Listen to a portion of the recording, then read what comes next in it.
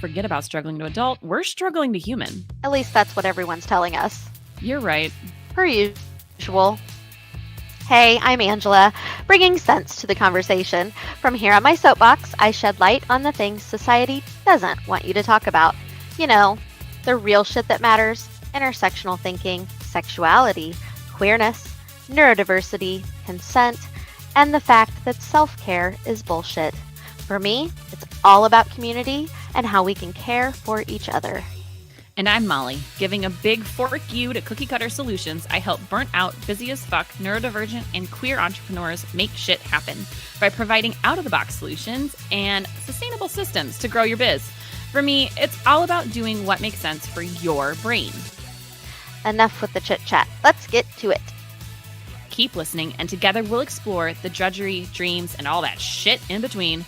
Get ready to call bullshit on what everyone's saying you should be doing, as we navigate the spectrum between what really matters to you and the shit keeping you from it. Hey, everybody.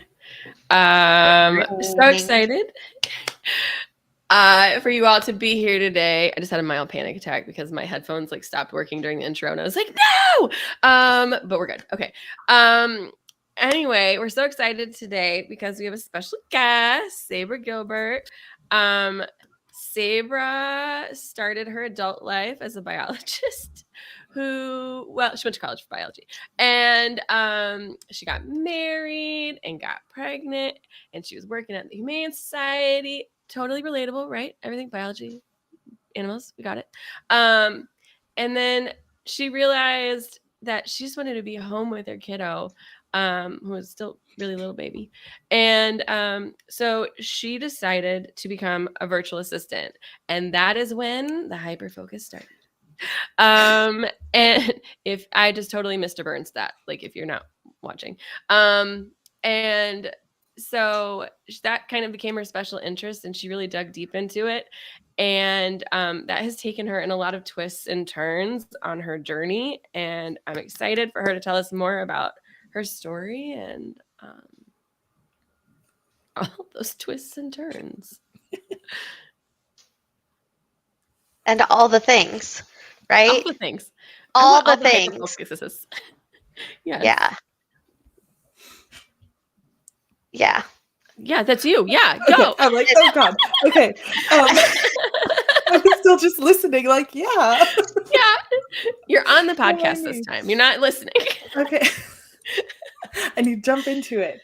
Yeah. So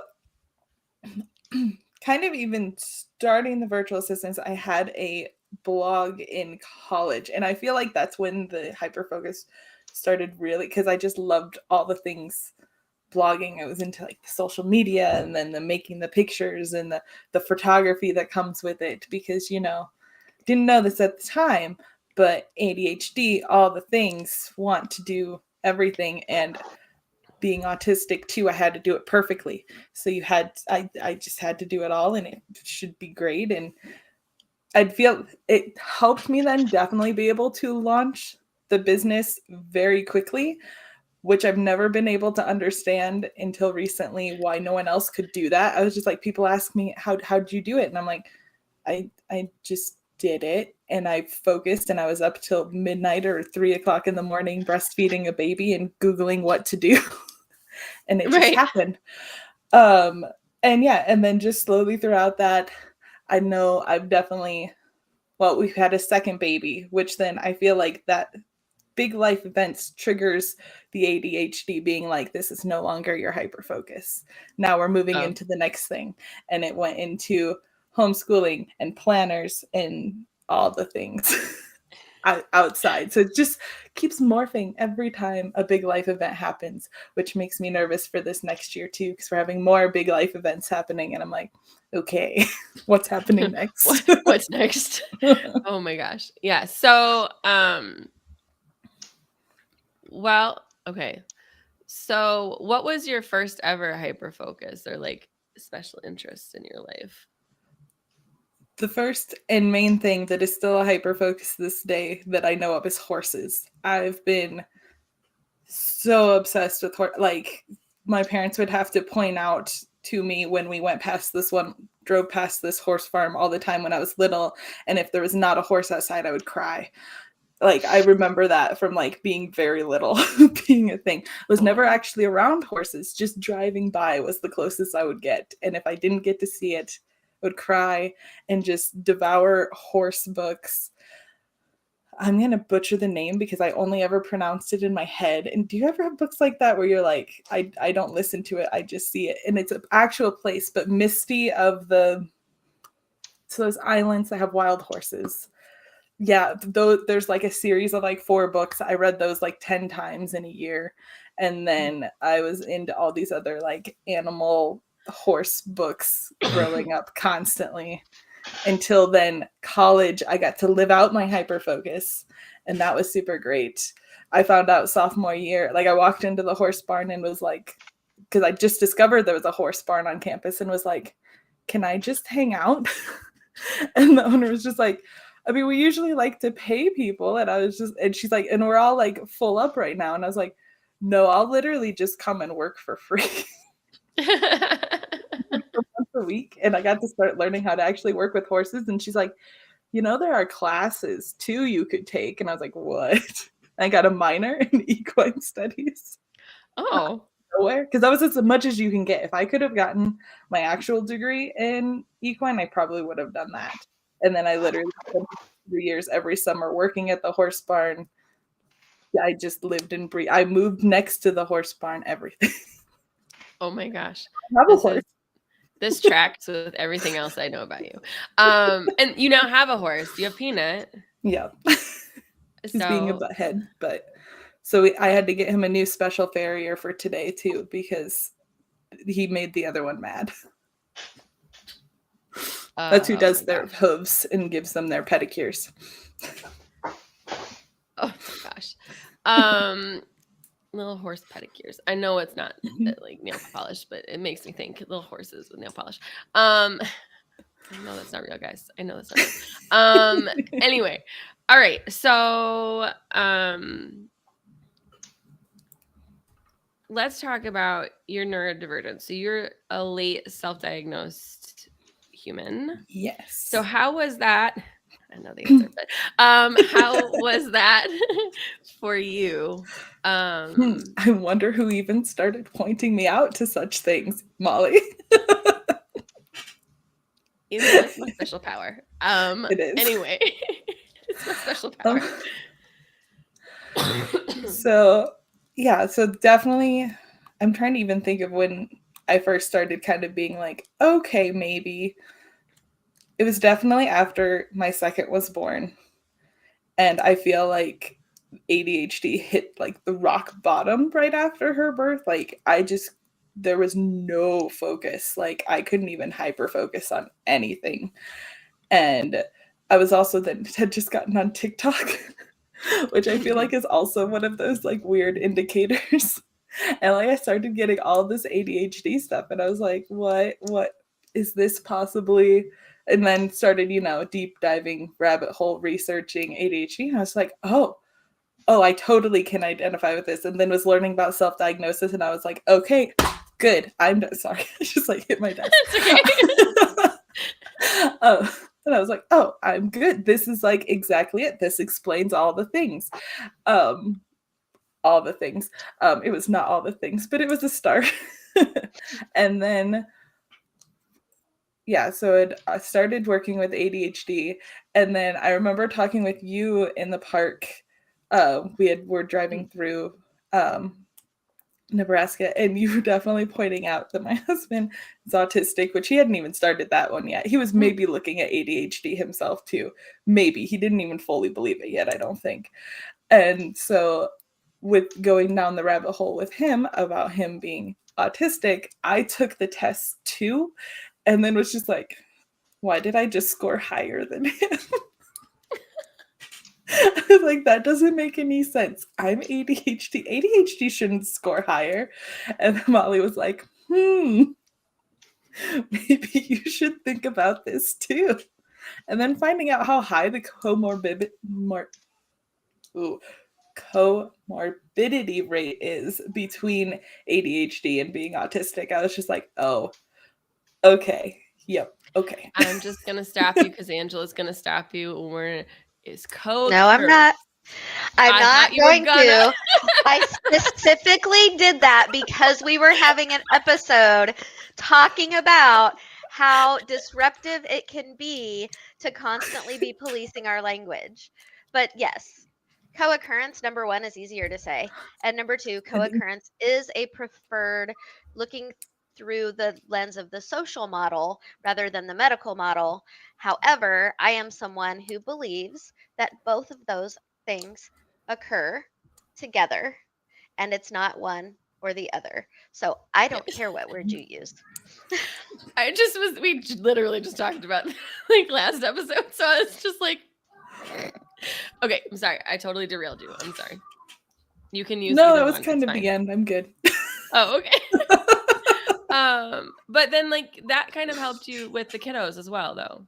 Oh, yeah. Then I like, yeah, now that my husband is also fully on board being like, oh, he's ADHD and autistic too, then we definitely looked at our oldest and we're like, oh. So yeah, so she's been we're currently on track. I think we're looking into getting an official diagnosis for ADHD right now. And we've got an official, she's autistic 1.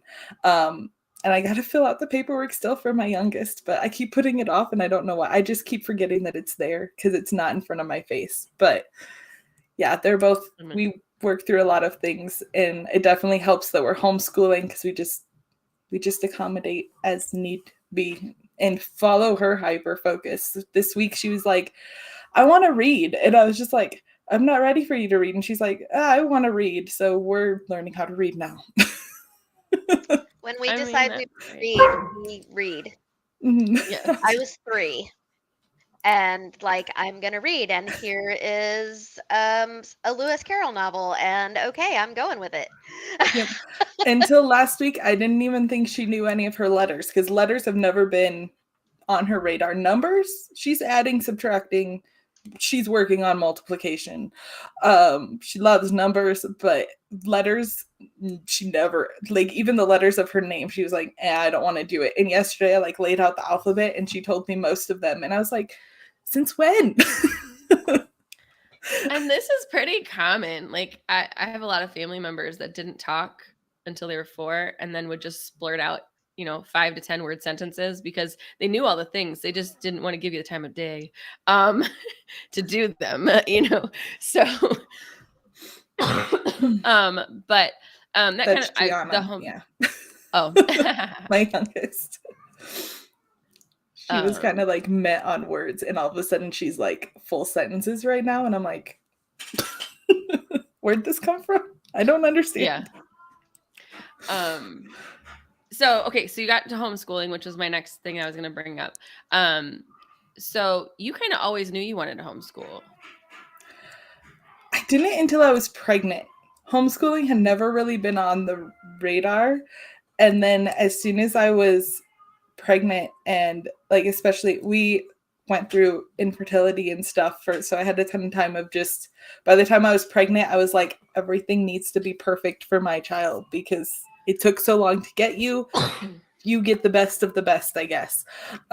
And for some reason homeschooling then just like really popped on my radar. And I was public schooled, so like it's not like I was homeschooled, so I was like, of course I'm going to homeschool. It just kind of came out of nowhere, and I was just like, I had an okay experience in public school because I was one of those kids who could get by with good grades doing the bare minimum and all that stuff, but I didn't enjoy public school. And I was just like, I feel like we could actually enjoy homeschool. And I think the real reason that it like really struck me that we should do homeschooling is I didn't realize I needed accommodations back then, and no one else realized I needed accommodations either. And I'm like, I can accommodate my child however they want if we just do it at home. Right. And I think the biggest fear for most parents in homeschooling is not having the skills, and you kind of have a built-in math genius in your house, so that kind of helps. She's doing multiplication already because he's like, okay, right. What numbers can we do next? Sabra's husband is has his doctorate in engineering. Physics. See, I never get it right. Even more mathy. So, okay.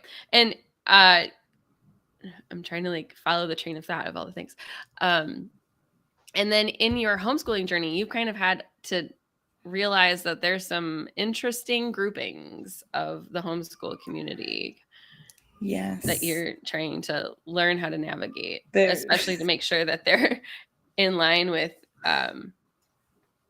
all the things. Yes, you kind of have to get very, very specific and be okay with very small groups when you want to do. So there's, I feel like when people think of homeschooling, they all go straight to religious homeschoolers because that's like the biggest sect and everything. And then we are definitely secular. It's called secular homeschooling, where like religion is not the motivation, it's not the purpose. We maybe learn about it from like a history aspect, but definitely not like we're in our Bible every day. Not happening here.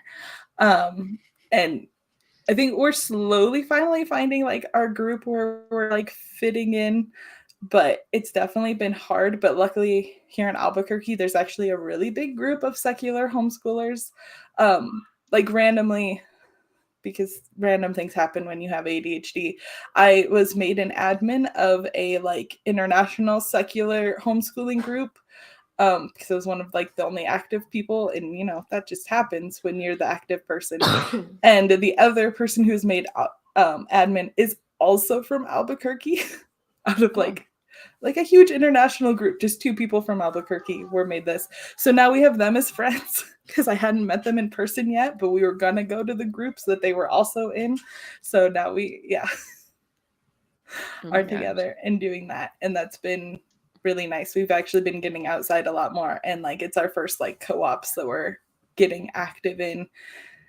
And it's been really fun. It's been nice to actually have other people who understand homeschooling and don't give you the look when you say that you homeschool. Oh, because there's like a look of like, oh, a lot of times when you are in your other groups and say that you homeschool, they're like, why is she not in public school? And I'm like, because we don't want to. Right. Yeah. I always just give people the look of,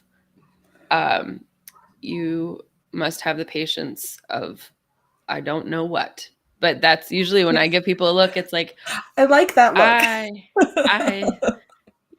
I send you all of my patience. We need it. Right. So that's like a lot of different things going on at the same time. You've got the 2 girls and all their things. You've got the homeschooling. You had the virtual, or you have had the virtual assisting business. And that's like a lot to manage on like a calendar or a schedule. And so that brings us to the big focus of today, which is planners and planning and trying to correlate like the ADHD, like I need flexibility and I need to do these things and I need to have some choices and blah, blah, blah. And the autistic side of I need a rigid schedule and we need a checklist and it needs to be written down. There's color codes, colored pencils, colored markers, and there's stickers to go with everything. And then there's that also PDA component of like, I don't want to be told what to do. I don't want you to write down everything, but I need everything. And I have that extremely hardcore right now. Well, and let's just say that is not the experience of everybody. No.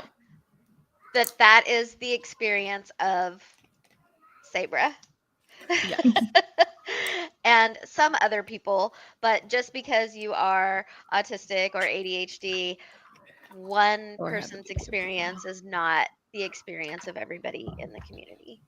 No, but and I do know a good portion of the people in my neurodivergent circle does struggle with finding a planner that they can use that fits all of their unique needs. There's a doom pile of planner graveyard somewhere in their house. They use it for a week. We were all joking about the color coding that is going on, or random stickering. Like it took me forever to find one that was hourly for a while because I needed like total time breakdowns, but I needed to see the whole week. And normally it was like just a day planner, and that's not the same. And that's not, so there's just like difficulty getting something that's so made for not your brain and trying to find a solution that fits your brain, but you're working out of a like box store and you're like, I don't like the box, but I need the box, but I can't get out of the box kind of situation. But you've kind of found a solution to that. And by found, I mean, I made it. Made it up. I have definitely always been someone who felt like they needed some kind of like planner, and when I could use it, when I could make it work for me, it worked, and it worked so good. But it was just finding a planner and repeatedly finding a planner, because I don't know if anyone else has ever had the experience where they found like this one, but it, like my original dream planner that I could never find again was this cheap Walmart planner, and it's like literally I created this planner off the template of my brain of what that was. And it was like I had it for 1 year in college, and it was something I could use every week, and it felt so good, and I could never replicate that feeling again because all the other planners you go to are usually like the big day ones. And as much as I love the look and aesthetic of day, like the single like day on a page planners where it has like your to-do list and your hourly, I would overschedule the crap out of myself on those because I have extreme time blindness, I've discovered. And so I'd be like, oh yeah, hourly, fill out the whole hourly side, and then fill out the whole to-do list with things that are not on the hourly side. Mm-hmm. I'm like, I can do all this in one day. And so that's why day planners could no longer work for me. And I was definitely one that, like, I feel like I've literally tried any of the big names. I've probably had at least one, if not multiple, to try them all. Oh, between the three of us, we've spent literally thousands and thousands of dollars on planners. And I'm not talking about all of the stuff that goes along with the planners, because office supply is fun, but just the planners themselves. Thousands and thousands of dollars, because I know that all three of us we need the planner. Yeah. We can't function without list the planner. And to know what Otherwise, we're doing. we do what you just said and commit to way too many things. So we have to be able to see it in front of us, and refer to that, right? Before we say yes or no to something, it's always, I need to look at my planner. Whether the planner is a paper one or a digital, or in my case, I need both. Right. I'm a bother. I do both. Yeah. And like my digital has to match color codes in my physical so that my brain knows what I'm looking at all times. Yes. Anyway. You just actually reminded me of a feature that I'm updating with my planner, is that you get the color codes with. Now it's just in the explanation, because I'm the same. I'm like, I need my Google Calendar to have the same color code as the thing that's in my hand every day. Yes. Not really in my day. It's usually on my kitchen table or on my desk where I can run to it and look at it right away. But it has to be open. And does anyone else need it like open constantly to actually be able to use it? Because if I if I close it, if it goes underneath something, it's just gone. It's gone. Bye. It doesn't exist. Yeah. I'll see you in a month. Right. Yeah. Well, and that's what's happened to me. I'm not going to lie. So I have Sabra's planner here. I mean, it's backwards, and I have the polka dot version. And stuff happened, and I went on a trip, and it got closed and put in my bag. And I literally pulled it out just now to do this episode. But I'm going to just talk about a feature that I like about Sabra's planner. So part of the reason that I think half of us discard so many planners, and Sabra and I have talked about this, is because we stop using it, and then we get pissed that there's blank pages, or that like it's not perfect anymore. And like if you tear something out, then, you know, depending on the binding, like it doesn't work and it's not great. So Sabra used a disc system. So I can literally just tear out the months I don't need, and it's not affecting anything. Like it doesn't, like I can take this whole section out because I only need the end of the year. and it makes it so the book is smaller. The pages I don't need anymore, I can throw away, and it's not affecting the functionality of the book, which It for doesn't me make it is feel huge. weird. No, And it it makes doesn't. the best noise. If you've done it yet, pulling it out of the disc binder, it's just so satisfying. It is. And like I have the tabbies on mine, and this was the thing. Like I got when I was helping Sabra like test the book, and I'm like, there's no tabs. And and she was like, they're coming. So she sent them to me because I'm a person like if I have to sit there and search, no, it's not happening. And so and they're just like rainbow colored. Well, they don't have to be, but they're rainbow colored. And anyway, I'm moving on. So one of the things that you kind of combined, I'm pulling us back. One of the things that you incorporated into this is an understanding that some of your customers may have never actually done goals before or figured out how to plan out their year. And you kind of have given them this guided coaching section to start the planner off. So talk to us a little bit more about like how you came to that decision and all of that.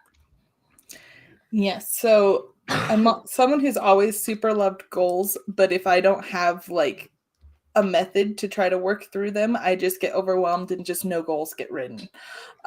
So I had found one system that kind of worked for me a while that was like a different system I was using, and it was like a second book away from a planner, and then you had to use both, and then that just doesn't work well when you if you close one book, then it just disappears and just all that stuff. So when I started sitting down and making my planner, I was just like, okay, I know I need to create a method for myself.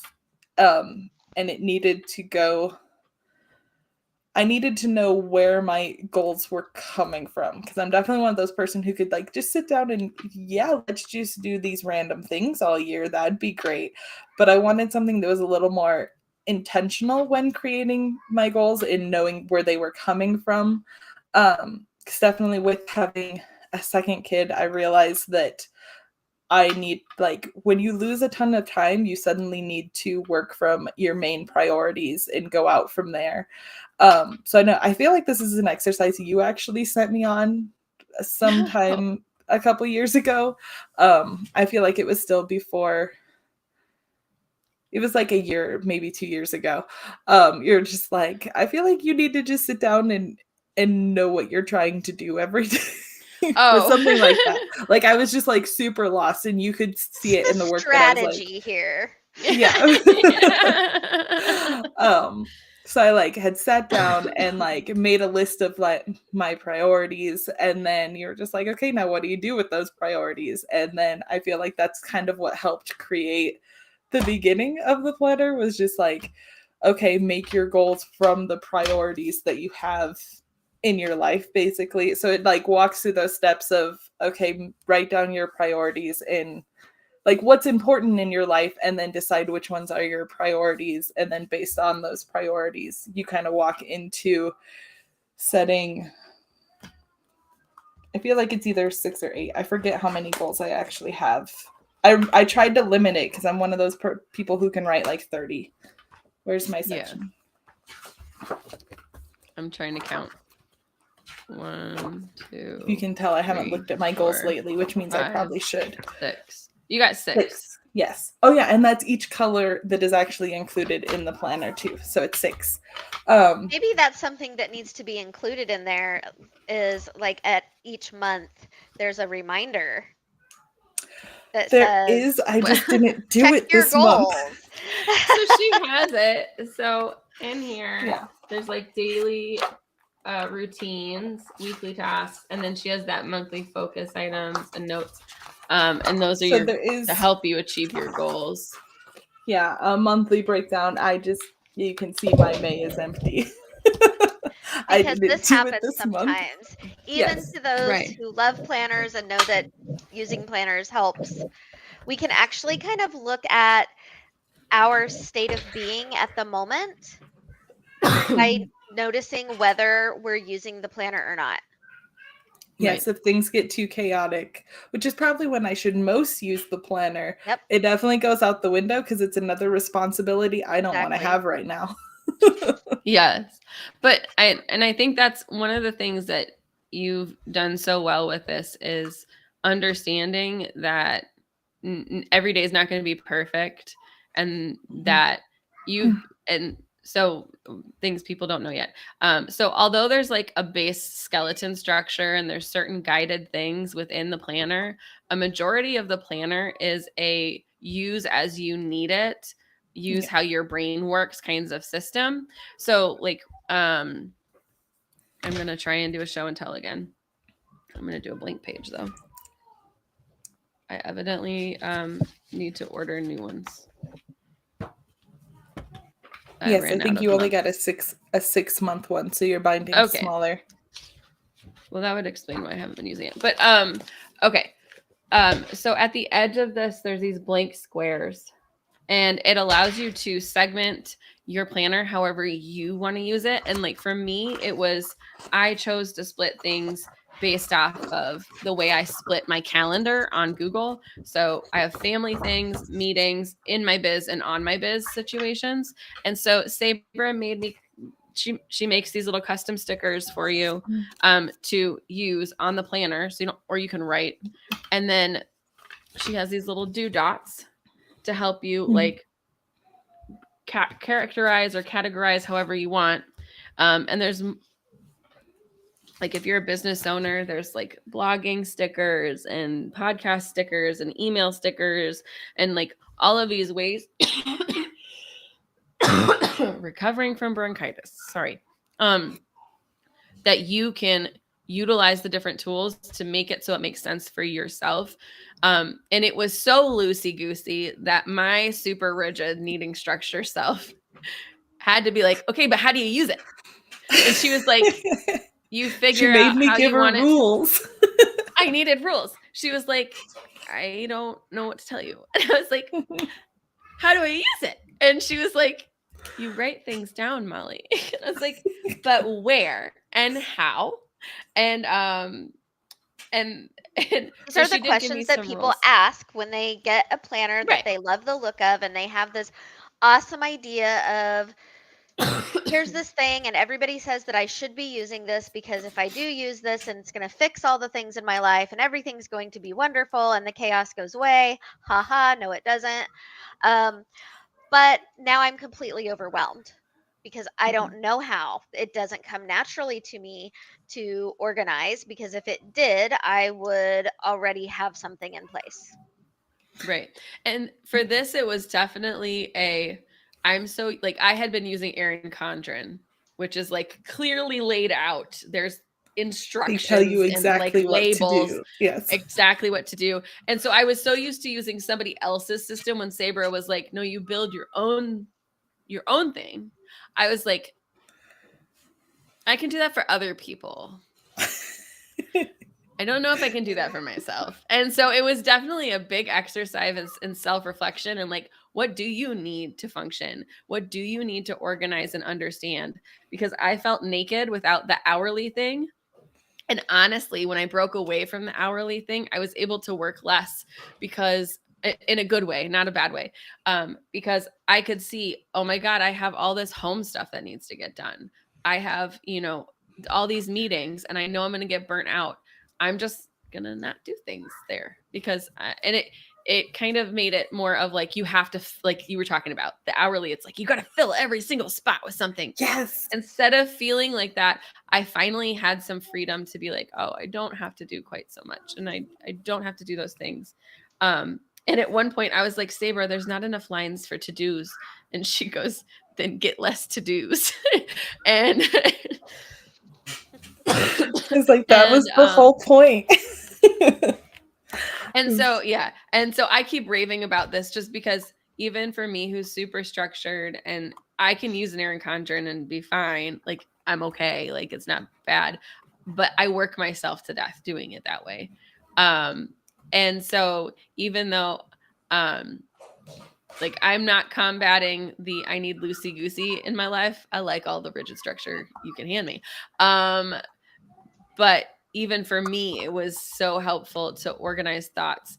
And you even have breakfast, lunch, and dinner at the top. Like, Because you if got to need a remember to planned meal- eat. Yes. So like there was so much thoughtfulness of like all the things people forget as like, I mean, for any type of human, but especially as a neurodivergent human, we're so like trying to do too many things that I know for me, I should speak for myself. My brain is doing 300 things at once that I cannot organize or, and so I only can do so many things. And like the daily routine situation, like, I will self-admit, personal hygiene, is it an issue? Yes. I can put shower and brush teeth and whatever and remind myself to do that. You have did you have water stickers? I feel like I have water stickers. I was like, yep, somewhere. there's water stickers for the bottom. So hydrate. Yeah, these And little then- hydrate stickers are super cute. That's backwards on your side, but They're also all rainbow because I needed a lot of color to actually pay attention to my planner. So yeah, it can be very bright. Yeah. So let me say, with that loosey-goosey structure, because I know that there will be some people who are listening and saying, yes, this is something that I can't do on my own. The three of us are the same. Don't do it on your own. Mm. For those of you who can afford to get a coach to help you, a neuroaffirming coach who is competent and aware of neurodiversity and the different ways our brain works, then work with them. Work with your therapist. Again, same thing, neuroaffirming. They understand neurodiversity and the way the brain works. But it doesn't have to be that. It doesn't have to be something that you pay for, right? The three of us, we talk to each other, we help each other. I don't know how many times Molly and I have had this conversation of, okay, stop right now. We're just going to stop. Forget about your schedule, forget about all of that stuff. What things do you need for you as a human being personally? Not your family, not your kids, not your job. What do you need personally? Okay, now, right now, write that down. That's your priority. Everything else gets planned around that. So it's not just a planner. Get the planner and then work with somebody. It's okay to ask for help and ask for support and, talk to somebody who knows you and listen to what they have to say about your patterns and then start integrating that. And it's that self-awareness piece, and self-awareness is hard and it takes time, effort, and energy. But without that, we expend so much time, effort, and energy on things that we don't want to. Our lives become completely non-consensual. right. And that's where burnout comes from. And go ahead. I was like, on that last piece you just said, that's literally why I had to put the priorities in the planner to also, and it's like a big like highlighted page too, so you can go back when you're feeling like you're getting overwhelmed and in a like non-consensual schedule and refocus was kind of what it was for. Yep. Yeah. And I was going to say, like, if you're listening to this episode and you're like, I can't get a planner, I don't have the means or whatever, even if you have a dry erase board or like a piece of paper and anything we've talked about today and it sounds helpful to you, just write it down. Like if that, just writing that down is going to help you, either because Sabra kind of talked through a little bit of that goal setting stuff. So if you're like, goals sounds like a good idea, and you just re-listen to that part of the podcast to like get some things going, like we want you to use the tools that you have in front of you. Like we come from a place of privilege to have these planners and to be able to do those things. And I recognize that planners can be expensive. I mean, we recognize as a whole group here. Yes. But that doesn't mean you can't use the tools that we're talking about. Like you can can develop something that is within your means to help you structure this. And if you can't do the structuring by yourself, like Angela said, have a friend who is really good at that, come over and you guys just write things down on a paper to get you started. It's better to start from something than nothing. And I think people, myself in my past, would be in the same boat. Is I wanted it to be the right tool or the right thing or the perfect situation. I'll wait till I get to this point. I'll wait till I do this thing. And honestly, you're probably never going to make it to that point if you don't take what you have right now and utilize what you can. So yeah, so I feel like whatever that's what you said to me to actually start designing the planner, because I kept being like, oh, it's on my list. I'll do it this time. I'll do it this time. And you're like, just get it done and do it now, Sabra. You want it? Get it done. Yeah. Right. I was like, but I have this other planner I'm currently using. I don't care. Make your new one. Right. And it's Yeah. not about fitting into this mold that says the way you are is not okay. Right. Right? It's not about that. It's not about that at all. You can be as artistic and creative and nonlinear as you want to be and still be intentional about some things. For example, I find a lot of people who I have worked with come to me because they aren't getting the time to be creative and nonlinear, and they're being asked to fit into this box that doesn't work for them, and they're being forced to um, execute on an executive function level all of the time when they need this downtime. And the only way for them to consistently and intentionally get the time to be creative is to prioritize that, which means they have a schedule somewhere that says, fuck you. Nobody is going to interrupt this time. This time is mine and I deserve it and I get to have it. And they have it in there also, flexibility worked in certain places. This is one of these things that I work with my clients regularly, is putting these flexible places in there so that when the fuck you doesn't work, and no matter what, you have a sick kid or whatever and you have to take them to the doctor and you have to deal with it, you can move that into that flexible time space so that you're not losing that. As Sabra said earlier, when you get to a point in your life where time gets taken away from you because of life, then you have to prioritize. And oftentimes we don't prioritize. And when we do, we don't prioritize ourselves. Yeah. And I think one of the things that I see in that same vein with my clients is they get so held on to something from the past because they never finished it or never completed it that they can't move on to the future, because that thing can never be accomplished now because of whatever, but they're so stuck on it that they need to work through that. And I have found that the only way to work through that is to do some journaling, or to do some, and I say journaling in a very like obscure way, like working through like why that's not possible anymore and the feelings that happen there. And like this, my clients is typically business wise. Like I had a goal of XYZ in this month's time and I didn't get that. And I was stuck. Yeah. But that's not My going to happen clients because aren't that's in even the clients. past. I don't even have clients anymore.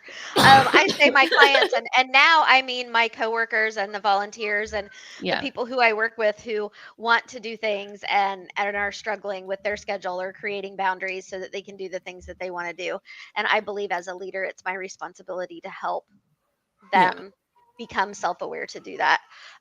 So yes.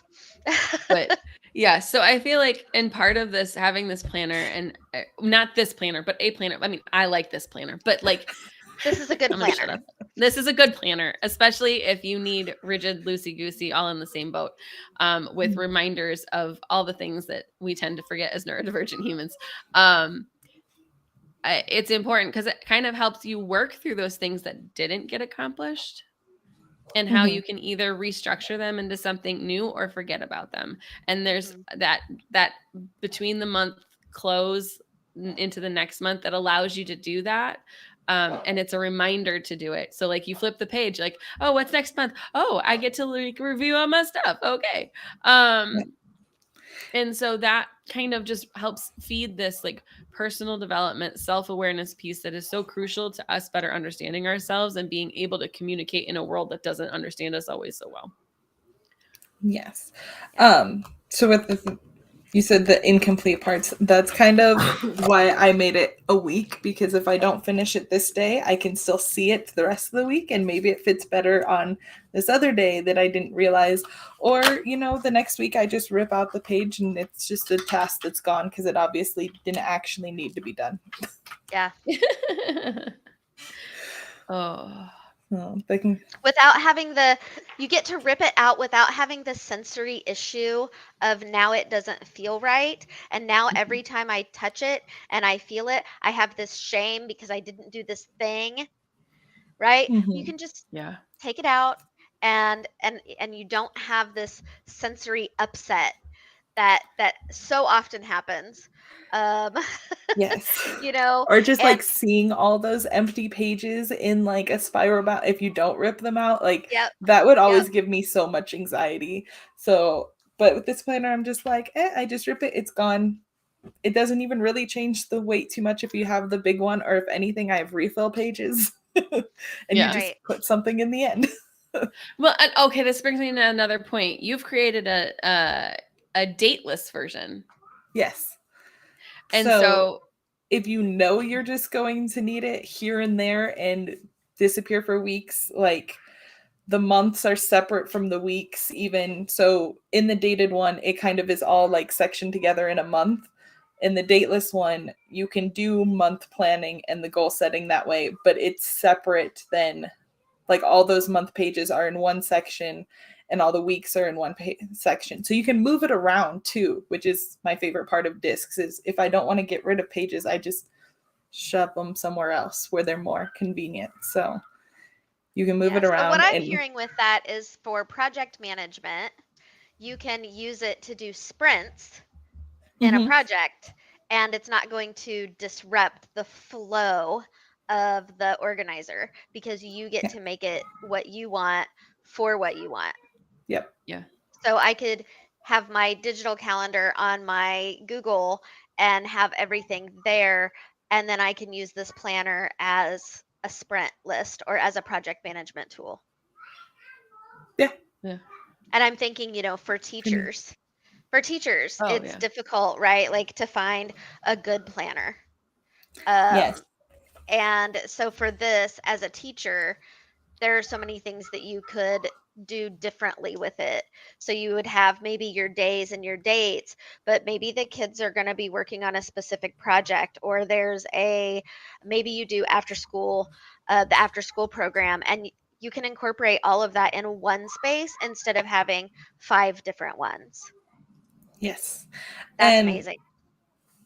Yes, I'm slowly coming out with more and more pages, so it is more like teacher friendly with all the things that they need in it too, or just other grouping like sorry, I'm trying to think of some examples that I already have done. So I have like a social media quarterly planner already done where you can like put in if you're a business owner, or I am working on teacher and homeschool friendly pages right now when you have to like mark like attendance or try to keep track of grades and all those things. And those are going to be in add-ons to the planner too. So you can kind of make it formed to whatever you personally do. That's fantastic. Yeah. I'm going to put you out in the open here. And like, as if you are a person who's like, yes, this planner sounds amazing, but I need XYZ, just email Sabra. Sabra is so excited to build more things for this planner. Right, like mine is specialized, right? My planner is definitely specialized for my needs of how I need to be able to see things, and so right, like I don't think we've said this. Angela's getting a black and white version. Oh yeah, we haven't said that yet. Yeah, because the base I don't like looking at white pages. Yeah. Yes. I'm kind of excited for that. It'll look really cool. It will. So, okay, I gotta wrap us up because we're at 49 minutes already. But As it goes. yes, Sabra, we are so glad that you came on and we got to talk to you about things, plannery things, and just everybody who is listening or watching today. If you have any questions about the planner, you can reach out to Sabra at hello@sabragilbert.com. I can cough more. You can we'll also be posting the link where you can get your own copy of Sabra's planner and stickery goodness. I just uploaded like 5 more stickers sets last night. So Molly's going on a shopping spree. And I need to order my next pages anyway. And just if you are in a spot, like I said before, where this isn't an option or any other planner isn't an option, just don't be afraid to find yourself some way to get the structure that you need and the loosey-goosiness that you need if you need that. And call up a friend, ask them to come and just help you through it. Absolutely. Sabra, any last words? oh goodness. No.